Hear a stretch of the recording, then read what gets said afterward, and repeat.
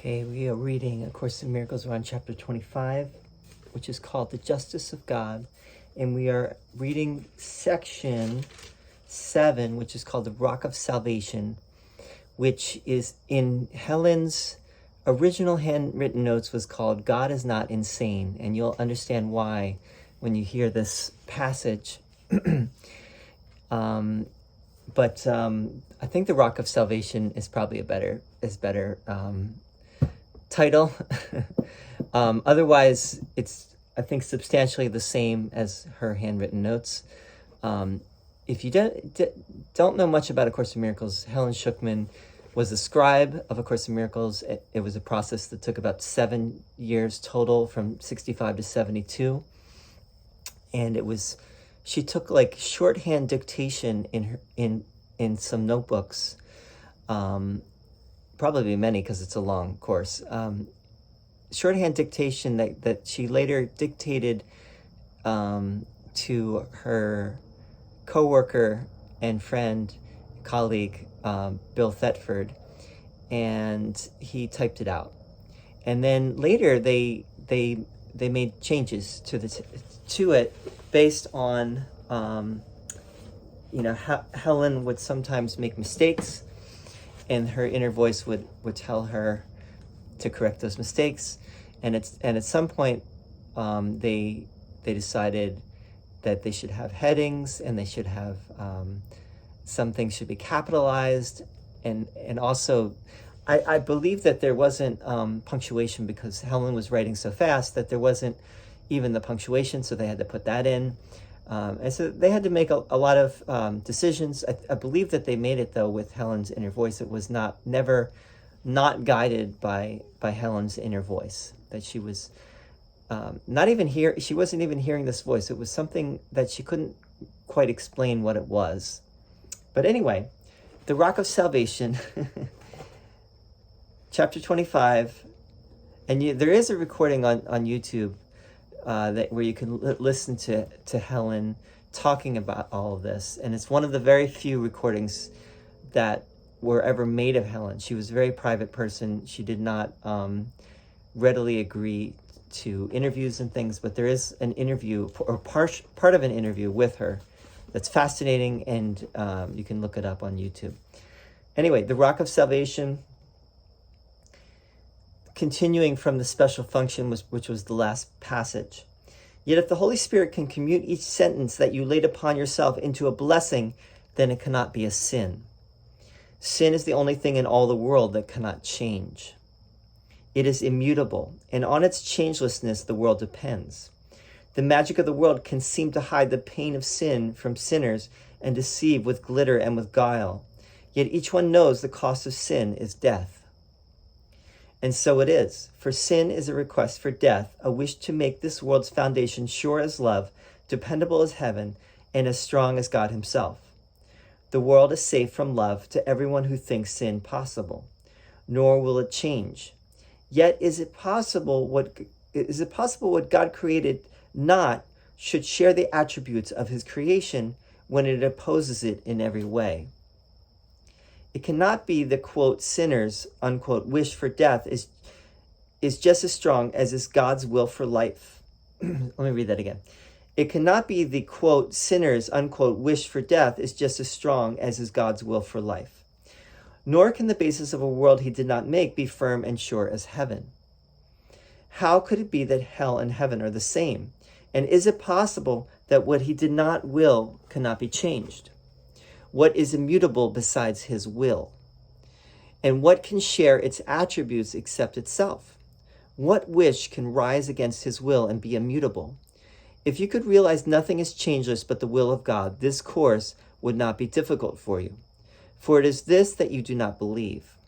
Yet there is nothing else you could believe if you but looked at what it really is. Let us go back to what we said before and think of it more carefully. It must be so that either God is mad, or is this world a place of madness? Not one thought of his makes any sense at all within this world, and nothing that the world believes as true has any meaning in his mind at all. What makes no sense and has no meaning is insanity, and what is madness cannot be the truth. If one belief so deeply valued here were true, then every thought God ever had is an illusion. And if but one thought of his is true, then all beliefs the world gives any meaning to are false and make no sense at all. This is the choice you make. Do not attempt to see it differently, nor twist it into something it is not, for only this decision can you make. The rest is up to God and not to you. To justify one value that the world upholds is to deny your Father's sanity and yours. For God and his beloved Son do not think differently. And it is the agreement of their thought that makes the Son a co-creator with the mind whose thought created him. So if he chooses to believe one thought opposed to truth, he has decided he is not his Father's Son because the Son is mad, and sanity must lie apart from both the Father and the Son. This you believe. Think not that this belief depends upon the form it takes. Who thinks the world is sane in any way is justified in anything. Who thinks the world is sane in any way is justified in anything it thinks, or is maintained by any form of reason, believes this to be true. Sin is not real because the Father and the Son are not insane. This world is meaningless because it rests on sin. Who could create the changeless if it does not rest on truth? The Holy Spirit has the power to change the whole foundation of the world you see to something else, a basis not insane on which a sane perception can be based, another world perceived, and one in which nothing is contradicted that would lead the Son of God to sanity and joy. Nothing attests to death and cruelty, to separation and to differences. For here is everything perceived as one, and no one loses that each one may gain. Test everything that you believe against this one requirement, and understand that everything that meets this one demand is worthy of your faith, but nothing else. What is not love is sin, and either one perceives the other as insane and meaningless. Love is the basis for a world perceived as wholly mad to sinners, who believe theirs is the way to sanity.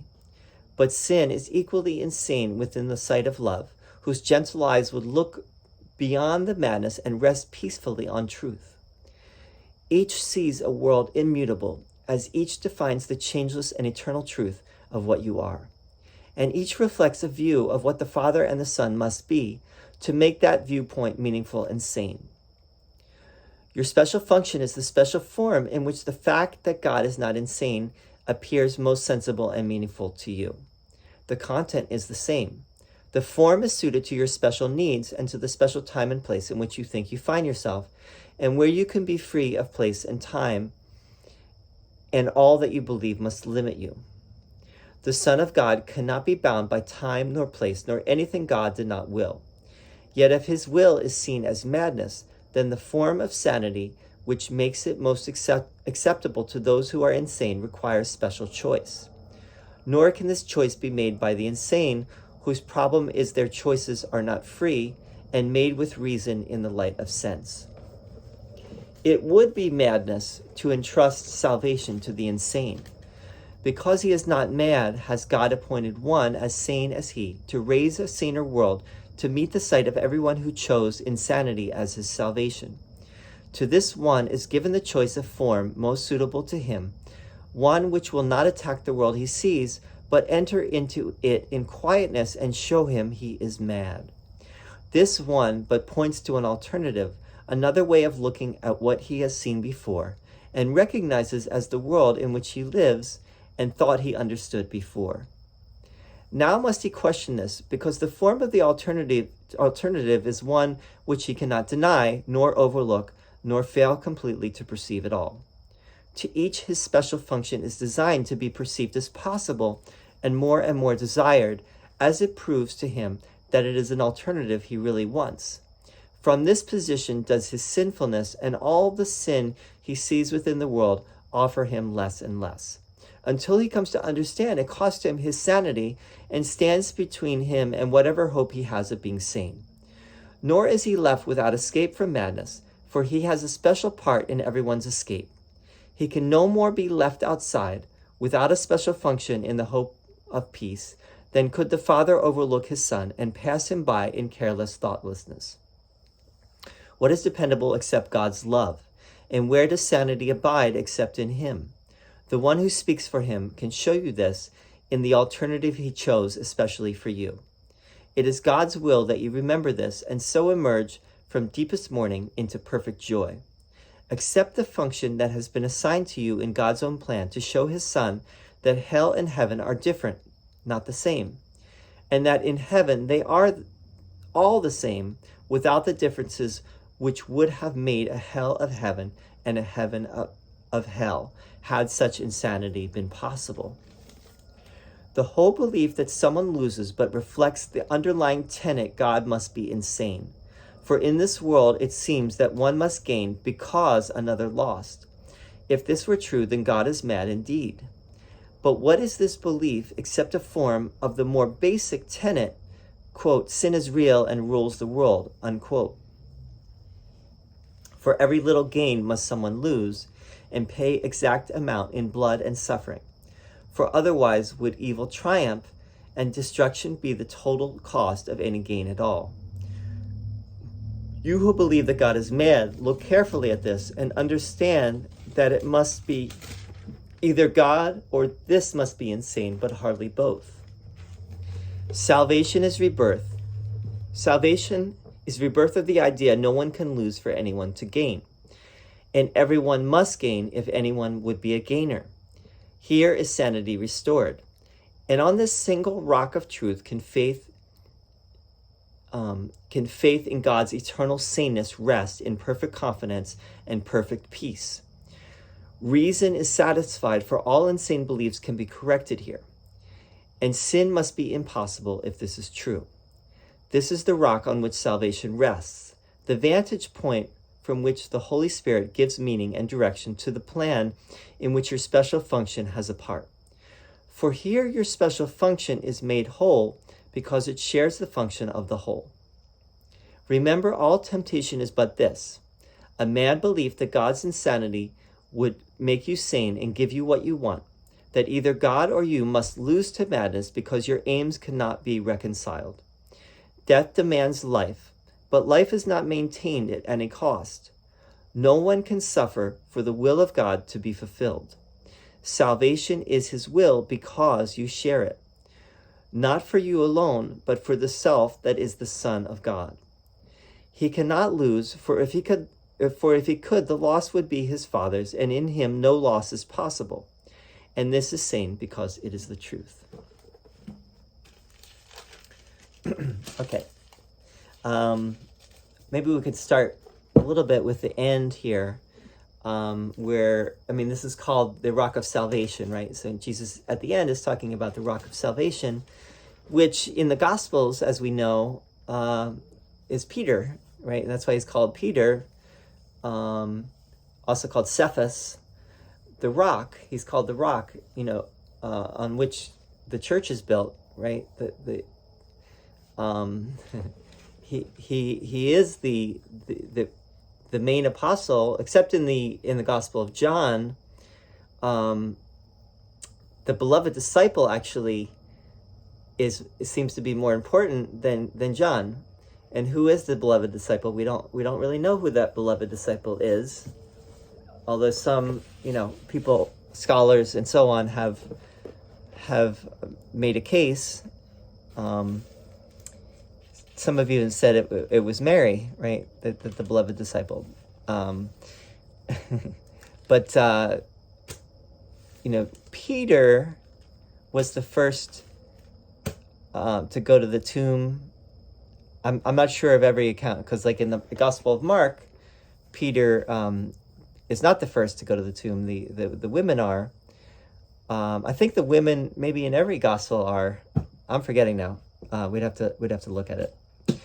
But Peter is very important, obviously, and in many ways, Peter and probably Paul as well are really the originators of the Gospels as we know, or not just the Gospels, but the of Christianity as we know it. But here Jesus is saying something different, right? What is the rock? That was a long spiel to get to, what is the rock here that Jesus is talking about? He's saying, salvation is rebirth of the idea no one can lose for anyone to gain. Okay, so and then let me just read on. And everyone must gain if anyone would be a gainer. It's an interesting line and use of that word, gainer, if anyone would be a gainer. It's not a word that you see very much. Here is sanity restored. And on this single rock of truth can faith in God's eternal saneness rest in perfect confidence and perfect peace. Reason is satisfied, for all insane beliefs can be corrected here, and sin must be impossible if this is true. This is the rock on which salvation rests, the vantage point from which the Holy Spirit gives the meaning and direction to the plan in which your special function has a part. Okay, so the course is coming actually to correct some ideas that got into Christianity from the very beginning, that got into the Gospels. And one of these, and Jesus points it out right at the beginning of the course, and he says, this idea of hell, of hellfire, that some will be punished for their sins is an incorrect idea, is a mistaken idea. If let's put it this way. It's a mistaken idea if you think that God, if that is God's will, right? If you understand that God is perfect love, and no sacrifice is ever necessary or could ever be, and that everyone wins, and everyone has already won. We're already won. And that's the atonement principle. If you understand that, then sin is impossible, right? But the problem is that this whole world, the world that we see, the world that our eyes behold, is based on the idea of sin, and that's the problem, because we do not believe what Jesus is saying here. It's almost unfathomable. It's unbelievable, incredible, right? In the true meaning of the word incredible, not credible for us, what Jesus is saying. But he's saying, and it's very all or nothing, as Jesus is putting it here.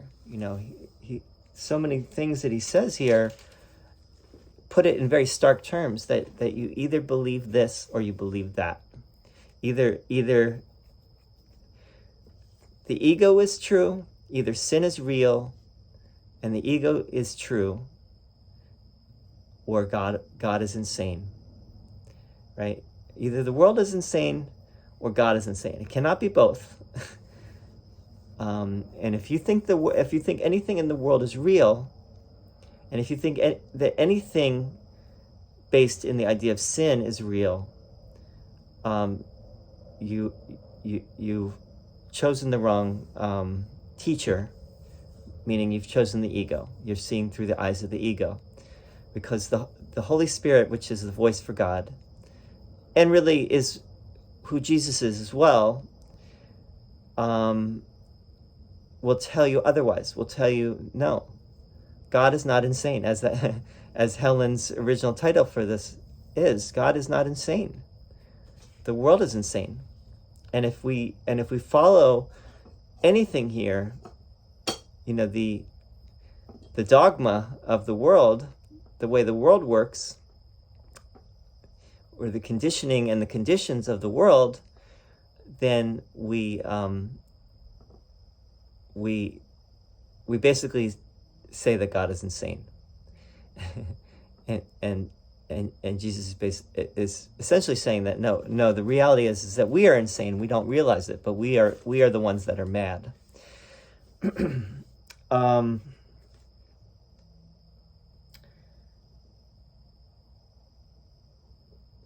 Test everything that you believe against this one requirement, and understand that everything that meets this one demand is worthy of your faith. let's go back, sorry.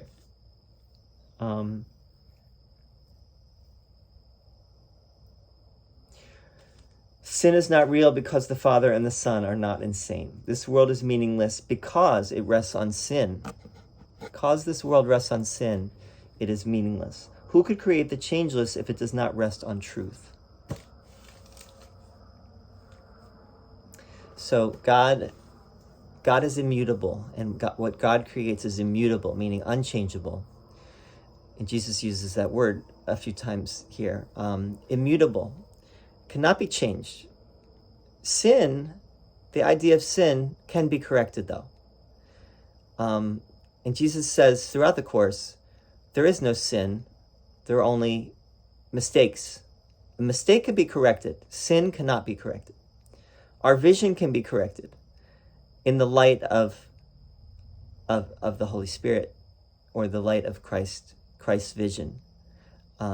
We can correct our vision, and that's what Jesus really is urging us to do. He's not forcing us. He's not telling us we have to. He's just urging us to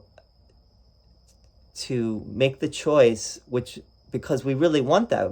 That is what we really truly want. He's saying to make the choice to see as he sees, and until we do, we have chosen the way of madness.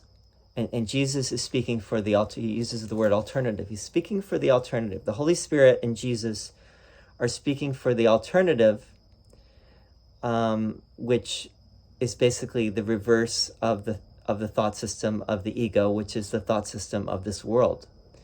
This world is based upon a tiny mad idea. It's based in madness, right? So to the extent that we take any of it as true or real, we are insane. And just to put it very starkly and very simply, and what Jesus is really doing, he's taking a very uncompromising approach, because truth is truth, and there is no compromise, actually, but he also will sometimes temper that and say, well, but I understand where you are right now. I understand that it's not easy to just do that. But he also says it is easy. It could be easy if you let it be that. So there's a lot going on here, and there's not a lot going on because it keeps repeating the same thing over and over again, but in different ways. It keeps taking a different form, but the content is the same. And that's another point that Jesus makes here, is that our special function will take whatever form it needs to for us to make that choice for God. And that's why it's special. It's special to us, but the function is really the same for everyone, it's really about forgiveness and recognizing that forgiveness is the way to go home. So anyway, rather than belabor the point, because we're going to just be talking about it again, the next passage is justice returned to love, and we'll see you there very soon. Thank you for listening. Feel free to leave a comment, and we're almost done this chapter. We've got a couple more sections to go, and but who's in any hurry? I'm certainly not. Kind of am, but I'm not. All right, see you soon.